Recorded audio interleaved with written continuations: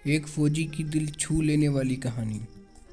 ये कहानी एक सैनिक की है जो वियतनाम में युद्ध के लिए गया था। युद्ध समाप्त होने के बाद जब वह घर लौटने की बारी आई तो उसने अपने माता पिता को सैन फ्रांसिस्को से फ़ोन किया। माँ और पिताजी, मैं घर आ रहा हूँ, लेकिन घर आने से पहले मुझे आपसे एक बात पूछनी है। मेरा एक दोस्त है जिसे मैं अपने साथ घर लाना चाहता हूँ, क्या मैं उसको ला सकता हूँ? बिल्कुल बेटा, ये भी कोई पूछने की बात है। हमें तुम्हारे दोस्त से मिलकर बहुत खुशी होगी, माता पिता ने जवाब दिया। लेकिन पहले एक बात आप लोग जान लें, सैनिक बोलता गया। युद्ध में वह बहुत बुरी तरह से घायल हो गया है। उसने एक बारूदी सुरंग पर पैर रख दिया था और उसमें उसने अपना एक हाथ और पाँव गंवा दिया। इसके पास कोई जगह नहीं है जहां वो जा सके, इसलिए मैं उसे अपने साथ रहने के लिए लाना चाहता हूं। उसकी ये बात सुनकर उसकी माँ बोली, बेटा, तुम्हारे दोस्त के बारे में जानकर हमें बहुत दुख हुआ। हो सकता है हम उसके रहने के लिए कोई अच्छी जगह तलाश कर सकें। नहीं माँ, मैं चाहता हूँ कि वो मेरे साथ रहे। लेकिन बेटा, अब पिता ने कहा, तुम समझ नहीं रहे हो कि तुम क्या चाह रहे हो। इस तरह का कोई अपाहिज व्यक्ति हमारे लिए कितना बड़ा बोझ होगा। हमारी अपनी ज़िंदगी है जीने के लिए और हम नहीं चाहते कि कोई इस तरह हमारी ज़िंदगी में दखल दे।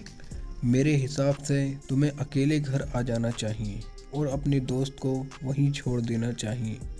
वह अपनी ज़िंदगी जीने के लिए कोई ना कोई रास्ता निकाल ही लेगा। ये सुनकर उस सैनिक ने फ़ोन रख दिया। कुछ दिनों बाद उसके माता पिता को सैन फ्रांसिस्को पुलिस से एक संदेश मिला जिसमें उन्होंने बताया कि उनके बेटे की एक बिल्डिंग से गिरकर मौत हो गई।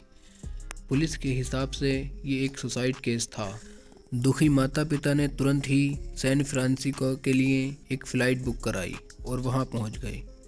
वहाँ उन्हें शहर के मुर्दा घर ले जाया गया ताकि वह अपने बेटे की पहचान कर सकें। उन्होंने उसकी पहचान कर ली, किंतु ये देखकर उनकी कपकपी छूट गई। उनके बेटे का बस एक हाथ और एक पैर ही था।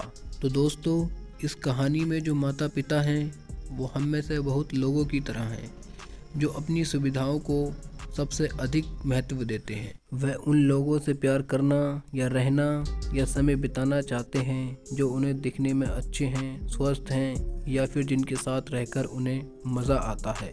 वह ऐसे लोगों को पसंद नहीं करते जो देखने में स्वस्थ, सुंदर या स्मार्ट नहीं हैं, या जिनके साथ वे मज़ा नहीं कर पाते, या जो किसी रूप से उनके लिए असुविधाजनक है। वह ऐसे लोगों से दूरी बनाकर रखते हैं। लेकिन कभी कभी इनके इसी व्यवहार के कारण उनके सामने ऐसी परिस्थितियां उत्पन्न हो जाती हैं जब उन्हें पछताना पड़ता है। आइए, लोगों को वो जैसे हैं वैसे